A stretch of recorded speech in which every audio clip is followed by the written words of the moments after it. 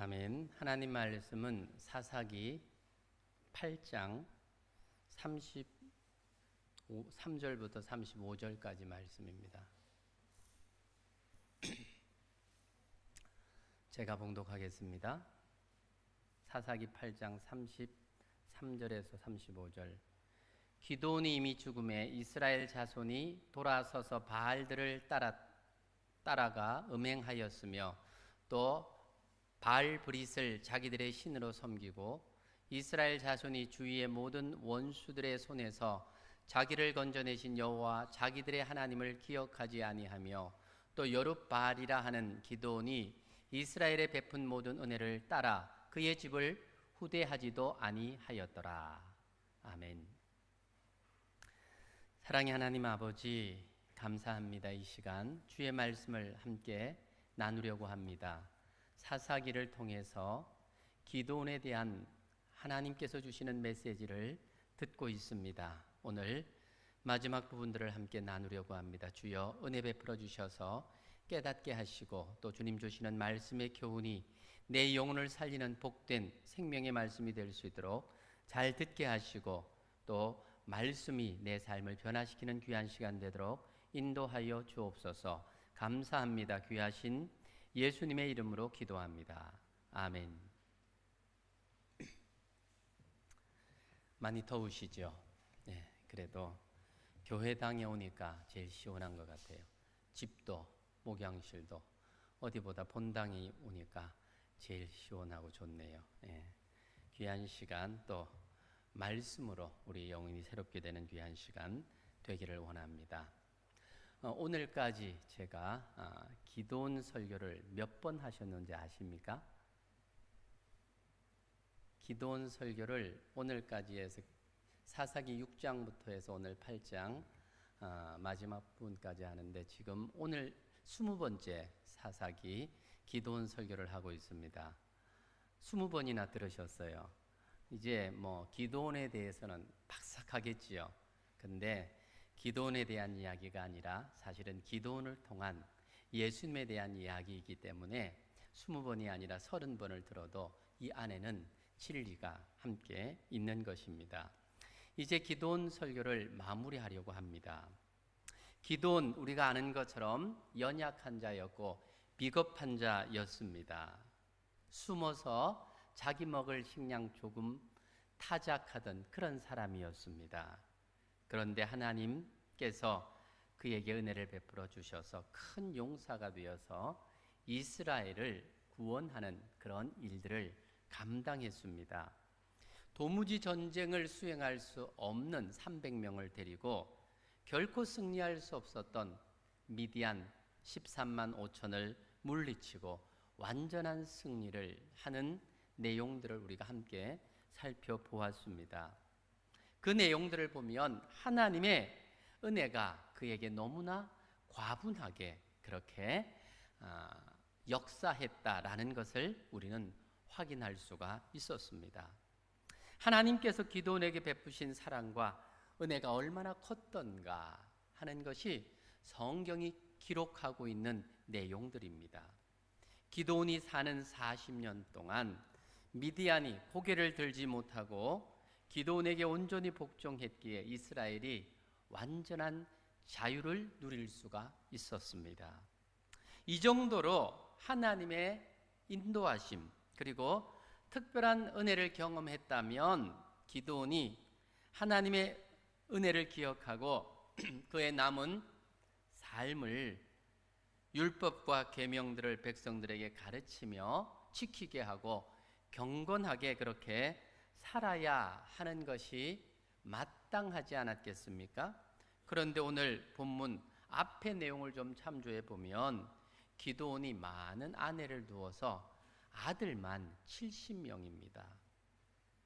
그리고 세겜에 첩을 두고 또 아들을 낳습니다. 이 아들의 이름이 아비멜렉이었습니다. 이 아비멜렉은 기드온의 집안에 불행의 불씨가 되어지지요. 9장 내용에 보면 이 아비멜렉으로 인하여서 기드온의 가문이 완전히 끊어지는 그런 일들도 기록이 되는 것을 봅니다. 한순간에 가정이 풍비박산되어 버립니다. 기드온이 죽은 이후에는 이스라엘 자손들 지도자가 없어서 우왕좌왕하면서 하나님을 잊어버렸습니다. 하나님을 섬기는 자리에서 돌아서서 다시 바알을 섬깁니다. 특히 세겜의 신이었던 바알브릿을 자기의 신으로 섬겼습니다. 33절 말씀 우리 같이 한번 읽겠습니다. 시작. 기드온이 이미 죽음에 이스라엘 자손이 돌아서서 바알들을 따라가 음행하였으며 또 바알브릿을 자기들의 신으로 삼고. 세겜의 신 바알브릿은 풍요의 신이었습니다. 특히 농경사회에서 사람들이 가장 선호하는 그런 신이지요. 가나안 땅을 비옥하게 하는 신이라고 그들은 믿었습니다.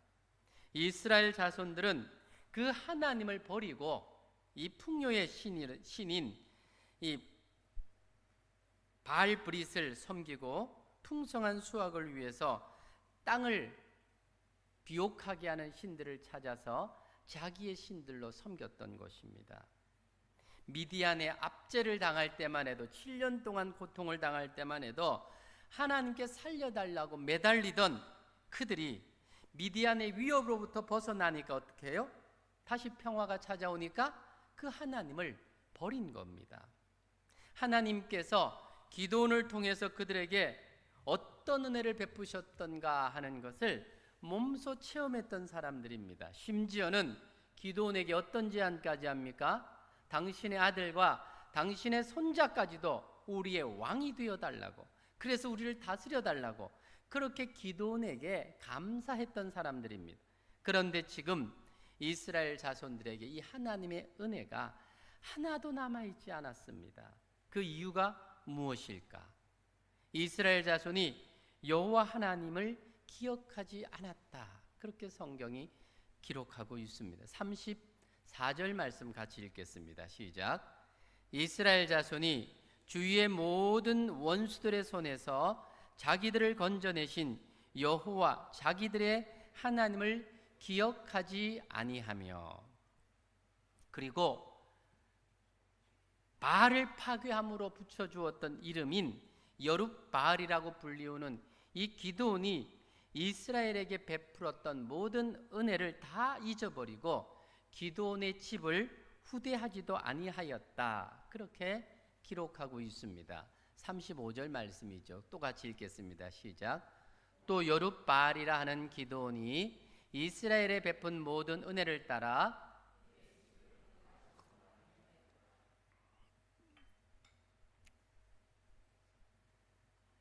이스라엘 자손들은 기드온이 죽자 곧 기드온이 그들에게 베풀었던 모든 은혜를 다 잊어버립니다. 그리고 기드온을 통해서 역사하셨던 그 하나님의 은혜를 기억하지도 못하고 다 잊어버렸습니다. 죽은 지 얼마 지나지도 않았는데 180도로 완전히 자세를 바꾸었다는 것입니다. 이것은 기드온을 배신한 것이 아니라 하나님을 배신한 거죠.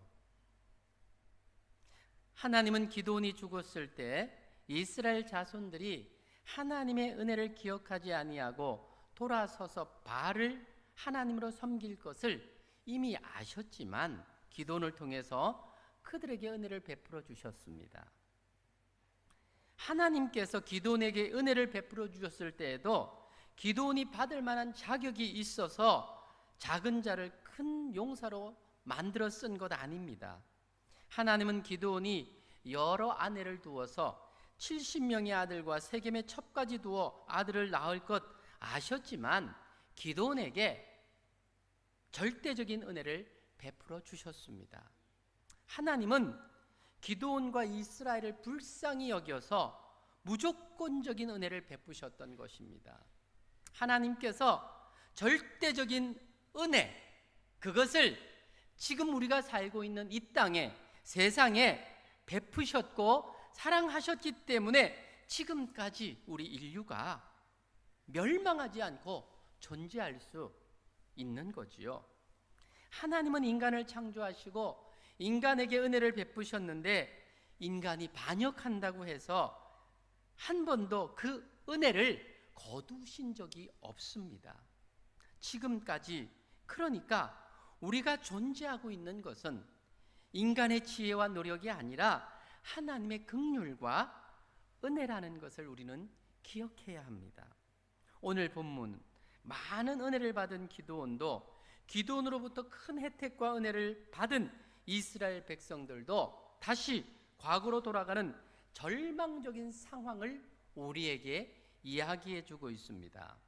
적어도 은혜를 경험한 사람이라고 하면 그 삶이 좀 달라야 하지 않을까 하는 그런 생각을 우리는 당연히 해봅니다. 그런데 오늘 성경을 보니까 전혀 그렇지가 않아요. 성경이 좀 해피엔딩으로 마무리되려고 하면 이스라엘 백성들이 기드온이 떠나도 하나님을 잘 섬기면서 행복하게 살았더라, 하나님을 잘 믿었더라, 그런 결론을 말해 주어야 우리가 보통 생각하는 스토리 프레임에 좀 맞는 그런 이야기가 되지 않겠습니까? 그런데 오늘 성경이 말해주는 이 사실, 팩트는 기드온이 죽고 이스라엘은 하나님을 떠나고 다시 우상 숭배로 돌아서고 기드온의 자손들에게도 후대함이 없었다라고 하는 게 팩트입니다. 결론적으로 뭡니까? 기드온도 남긴 게 없고 이스라엘도 변한 게 없다. 그게 팩트, 사실입니다. 이런 희망 없는 이야기를 성경은 왜 기록하고 있는 것일까요? 성경은 사실을 있는 그대로 기록하고 있습니다. 그런데 사실 자체만으로는 진리가 될 수 없습니다.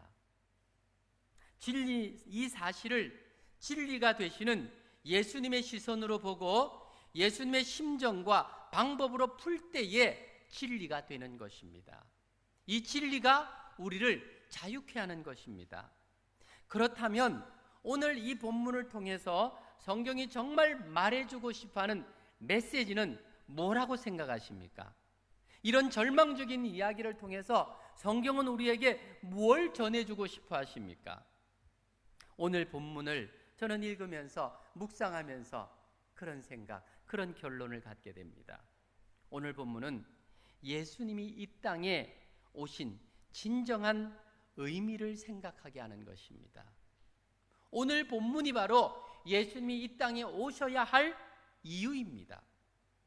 이사야 선지자는 우리 인생들에 대하여 이런 진단을 하고 있습니다. 이사야 53장 6절입니다. 우리는 다 양 같아서 그릇 행하여 각기 제 길로 갔거늘 여호와께서는 우리 무리의 죄악을 그에게 담당하셨도다.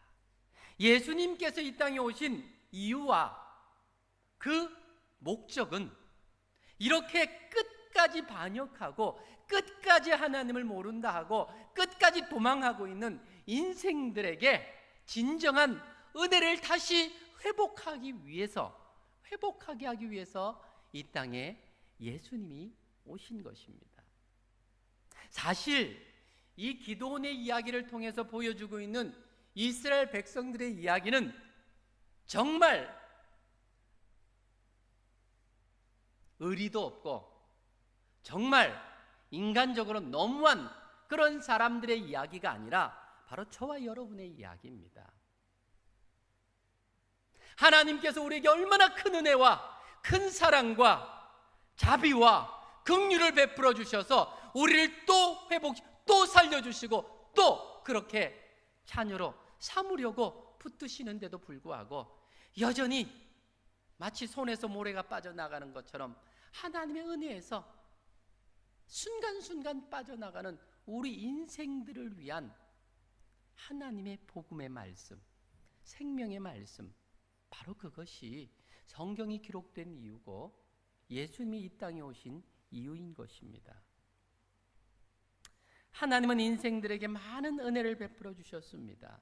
값없이 모든 것을 누리며 살 수 있도록 부족함이 없이 모든 것을 주셨습니다. 지금 우리가 누리고 있는 것들을 한번 생각해 보십시오. 여러분, 지금 우리가 숨쉬고 있는 이 공기는 다 공짜입니다. 우리가 잠시도 끊을 수 없는 물 다 공짜입니다. 아닌데요. 수도값 내는데요.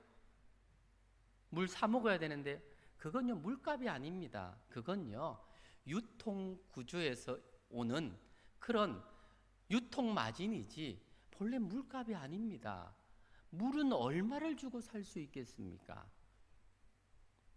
하나님께서 우리에게 베풀어 주신 것, 지금 우리가 살아있다라고 하는 이것, 하나님께서 우리에게 주시지 않으면 우리는 잠시도, 사실 하루도, 아니 한순간도 살 수 없는 인생이 피조물인 저와 여러분입니다. 하나님께서 우리에게 살 수 있도록 다 주시지 않았습니까? 시시때때로 비를 주시고 햇볕을 주시고, 그래서 곡식이 영글게 하시고, 그래서 우리에게 먹게 하시고, 이 모든 것이 다 하나님의 섭리와 함께 하심의 은혜가 우리에게 베풀어 주신 것들입니다. 그런데 예수님이 오시던 그때나 지금이나 똑같이 하나님의 은혜를 기억하지 못하는 악한 세상입니다. 예수님이 복음으로 세상에 오신 것은 인간에게 어떤 가능성이 있어서 오신 것 아닙니다.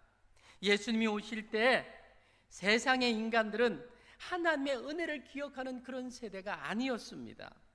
예수님의 은혜를 놓치고 은혜를 잊은 죄인들을 찾아오신 것입니다. 예수님은 하나님의 은혜가 누구에게 필요한지 아십니다. 마가복음 2장 17절은 말하죠.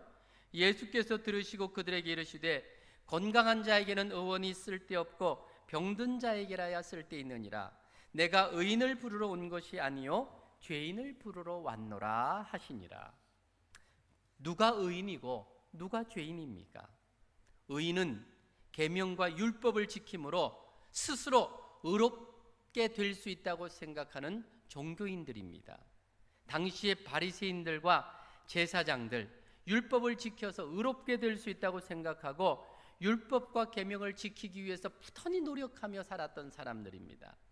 만약 인간이 율법과 계명을 온전히 지켜서 하나님의 은혜를 누릴 수 있다면 예수님이 이 땅에 오실 이유가 없습니다.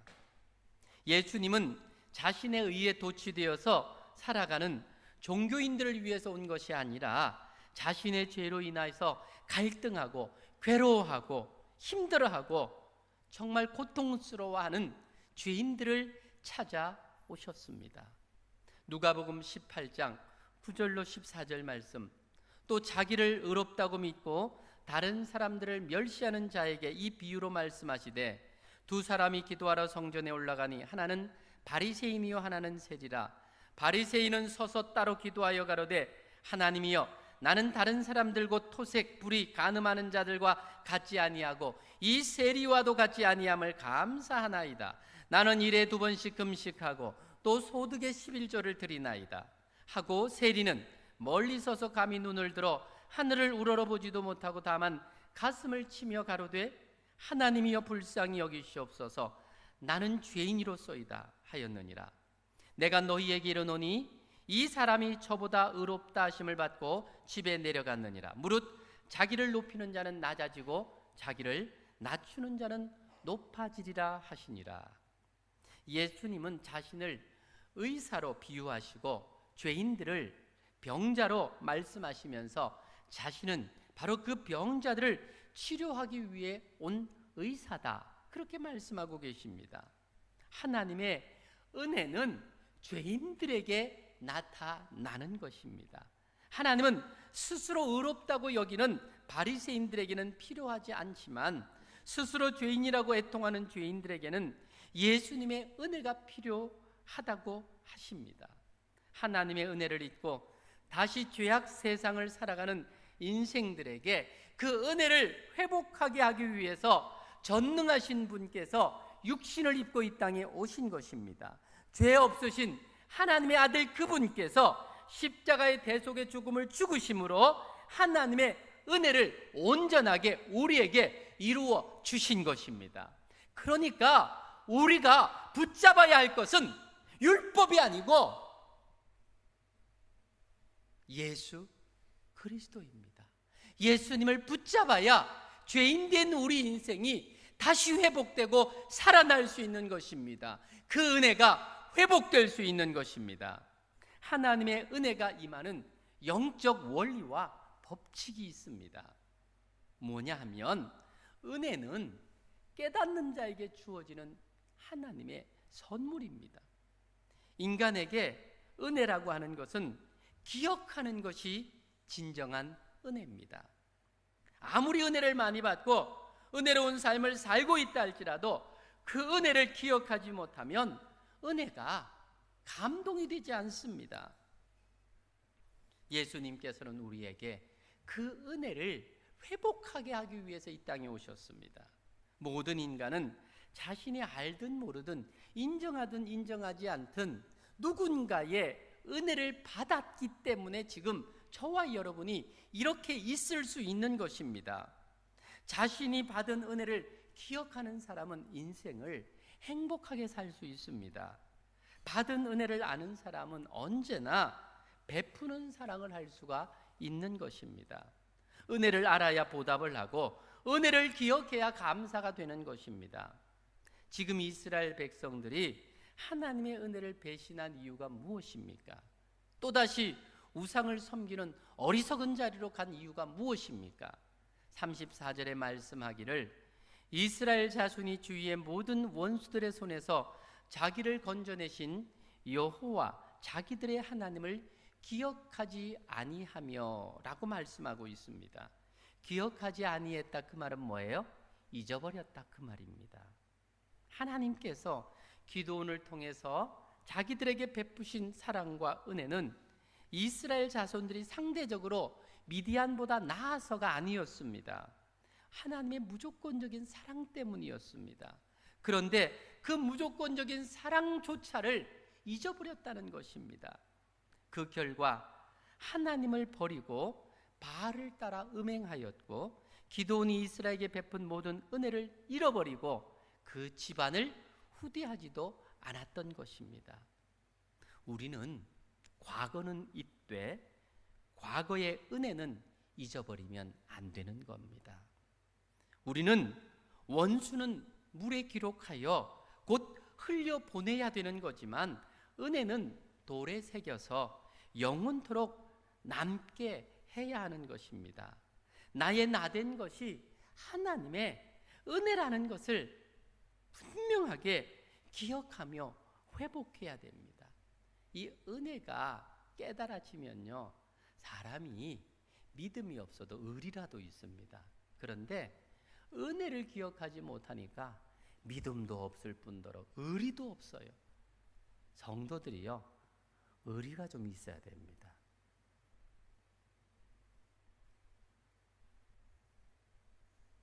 의리라고 하는 것이 뭐죠?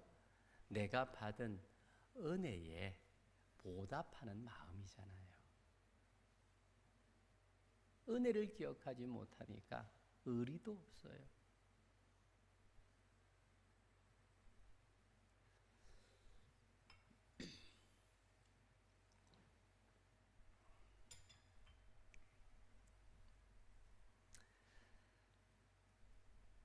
예수님의 은혜를 구해야 될 성도가 세상의 명예와 탐심을 구하면 더 이상 성도로 살아갈 수 없는 겁니다. 오늘날 얼마나 많은 성도들이 신령한 예수님의 은혜를 구한다고 하면서 명예에 빠지고 탐심에 자신을 빼앗기는 자가 많습니까?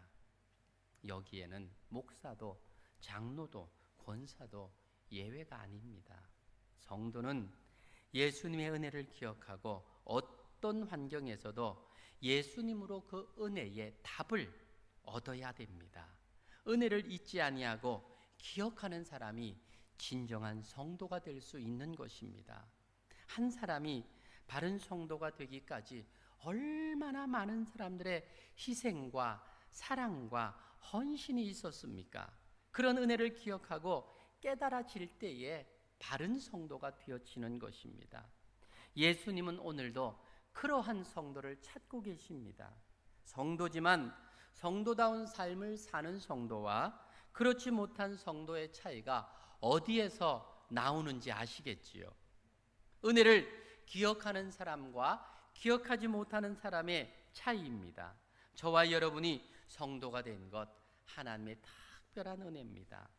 은혜 받은 성도이기 때문에 예수님을 사랑하고 예수님의 은혜를 구하는 자가 되어야 하는 것입니다. 성도라는 이름을 가지고 있으면서 욕심으로 탐심으로 가득한 삶을 살아가는 것은 은혜로 사는 삶이 아닙니다. 욕심과 탐심은 성경은 뭐라고 말하느냐 하면 우상숭배라고 말하고 있습니다. 자족하면서 감사하면서 사는 것, 은혜를 깨달아 아는 자의 삶의 자세입니다. 세상의 모든 사건, 내게 일어나는 모든 사건, 그 역사들 예수님의 사건이고 예수님의 역사로 해석하는 자가 진정한 성도인 것입니다. 그러므로 예수님의 은혜에 붙잡힌 성도는 실패의 현장에서도 은혜의 현장이 되는 것입니다. 예수님의 은혜에 붙잡힌 성도는 범사에 감사할 수 있는 자가 되는 것입니다. 예수님의 은혜에 붙잡힌 성도는 세상에서 가장 행복한 인생을 살 수가 있는 것입니다. 왜냐하면 예수님의 은혜가 모든 인생의 수수께끼를 푸는 인생의 해답이 되기 때문입니다. 예수님의 은혜를 기억하면 지난날 내가 겪었던 모든 고난과 역경들이 다 나를 위한 예수님의 사랑의 인도하심임을 깨달아 알아지는 것입니다. 그래서 예수님의 은혜를 기억하는 성도는 남들이 이해하지 못하는 것까지 이해하고 수용하게 되는 것입니다. 예수님의 은혜가 성도에게는 영원한 에너지가 되고 건강이 되고 살아갈 힘이 되는 것입니다. 예수님의 은혜가 세상에서 지치고 힘든 인생길에 모든 환난을 극복하는 위대한 힘이 되는 것입니다. 예수님의 은혜가 세상에서 성도로 인생을 살아가도록 인도하시는 능력이 되는 것입니다. 예수님의 은혜가 세상에서 외로운 인생길에 새로운 에너지가 되고 새롭게 살아가는 위로와 축복과 은총이 되는 것입니다. 예수님의 은혜, 때로는 인생들로 하여금 눈물을 흘리게도 합니다. 예수님의 은혜, 때로는 우리로 하여금 문제가 없도록 인도하시는 것이 아니라 모든 문제를 극복할 수 있는 새로운 힘이 되어지는 것입니다. 예수님의 은혜는 성도인 우리를 항상 웃게 하고 항상 승리하게 인도해 주십니다. 예수님의 은혜를 깨닫게 되면 지금 나의 불행한 환경도 은혜가 된다는 것을 깨달아 알아지는 것입니다. 그래서 예수님의 은혜를 깨닫고 기억하는 성도는 절대로 환경이나 여건을 불평하지 않습니다. 예수님의 은혜를 먼저 깨닫고 기억하게 되면요, 인생의 범사에 감사하는 자가 됩니다. 예수님의 은혜를 먼저 깨닫고 기억하게 되면 인간관계가 이해가 되는 것입니다. 예수님이 나로 하여금 예수님의 은혜를 기억하게 하기 위해서 저 사람을 나에게 붙여주셨구나, 그런 고백을 하게 되는 것입니다. 사랑하는 여러분, 지금 저와 여러분 예수님께로 받은 은혜가 얼마나 큰지 여러분들은 얼마나 많이 기억하고 계십니까? 우리가 예수님의 은혜를 기억하지 못하는 것, 주님께로 받은 은혜가 없어서가 아니지요. 이스라엘 백성들처럼 기억하지 못하기 때문입니다. 은혜를 잊어버렸기 때문입니다. 은혜를 잊어버리면 쉽게 배신합니다. 사도 바울이 자신의 생명을 복음과 예수님을 위해서 헌신할 수 있었던 힘이 어디에서 나왔습니까? 그는 과거 자신이 어떤 사람이었던가 하는 것을 늘 기억합니다. 그의 고백을 들어보세요. 고린도전서 15장 10절. 그러나 내가 나 된 것은 하나님의 은혜로 된 것이니 내게 주신 그의 은혜가 헛되지 아니하여 내가 모든 사도보다 더 많이 수고하였으나 내가 한 것이 아니오 오직 나와 함께 하신 하나님의 은혜로다. 이런 믿음의 고백이 되어지니까 순교의 순간에도 예수님을 배신하지 않고 끝까지 주님을 붙잡을 수 있는 힘이 되었던 것입니다. 사랑하는 여러분, 지금 우리가 만나는 모든 일들 속에서 감사할 수 있는, 정말 하나님과 함께하는 내 삶으로 인해서 즐거워하고 기뻐할 수 있는, 이것은 어떤 환경과 여건이 열려지고 풀려져서가 아니라 이 하나님의 은혜를 기억할 때에 주어지는 하나님의 축복인 것입니다.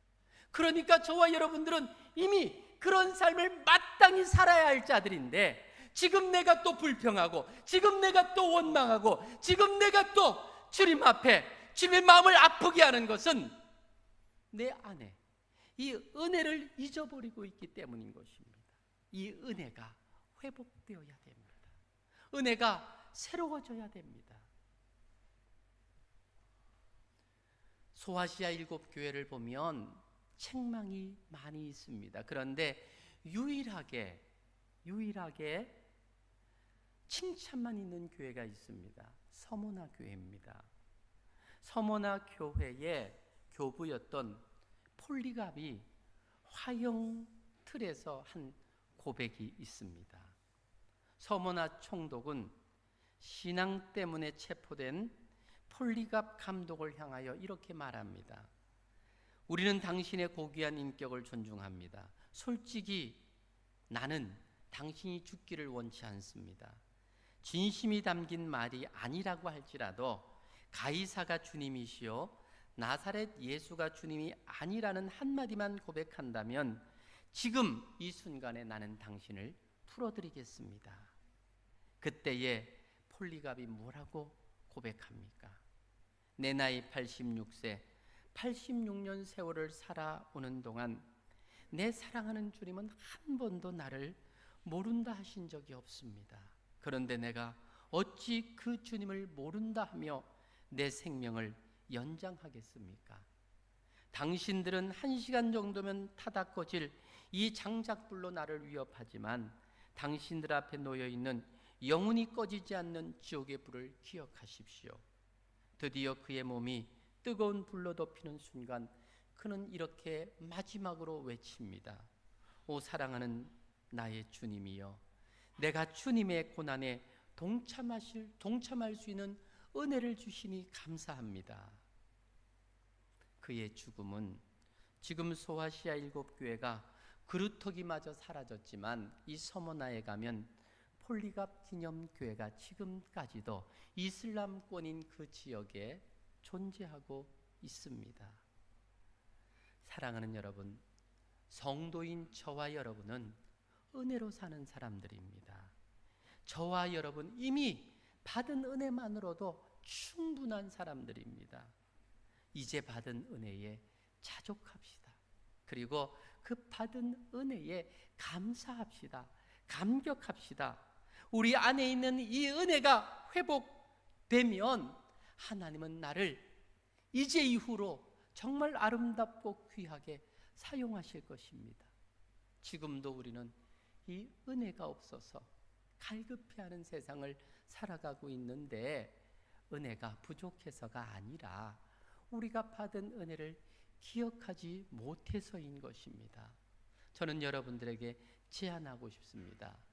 오늘 설교가 마치면 집에 돌아가시더라도 하나님께서 여러분들에게 베풀어 주신 은혜에 대해서 번호를 적어가면서 한번 써보세요. 내가 하나님께서 내게 베풀어 주신 은혜가 어떤 것인가 하는 것을 한번 적어보세요. 그러면 우리 안에 다시 감사가 회복될 것입니다. 사랑하는 여러분, 오늘도 기도원의 이야기를 봅니다. 기도원, 정말 그 결론이 너무 볼품이 없어요. 기도원은 죽었고 이스라엘은 다시 바알을 섬기고 기도원의 자손들은 기억도 안 되고 그 가족들은 역사에서 이제는 완전히 망한 그런 가족이 되어버렸다. 이것이 오늘 기도원 설교의 마지막입니다. 이것이 바로 예수님이 이 땅에 오셔야 할 이유임에 대해서 우리에게 말해주고 있습니다. 우리 인생이 그런 인생입니다. 아무리 열심히 살아보려고 하지만 우리 힘으로 이룰 수 있는 것은 아무것도 없습니다. 이미 하나님께서 우리를 통해 다 이루어 주신 것들을 기억하고 감사하며 그 은혜의 자리에 들어가는 것, 그것이 우리가 이 땅에서 마땅히 행해야 할 믿음의 아름다운 자세라는 것을 보여주고 있는 것입니다. 오늘 말씀 기억하며 다시 한번 하나님께서 내게 베푸신 은혜를 회복하는 그런 복된 저와 여러분, 우리 남산은혜 성도들 다 되시기를 주님의 이름으로 축복합니다. 같이 한번 기도하기를 원합니다.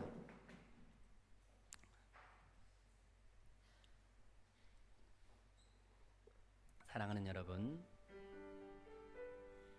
하나님은 우리에게 성도라고 하는 놀랍고 귀한 생명의 이름을 주셨습니다.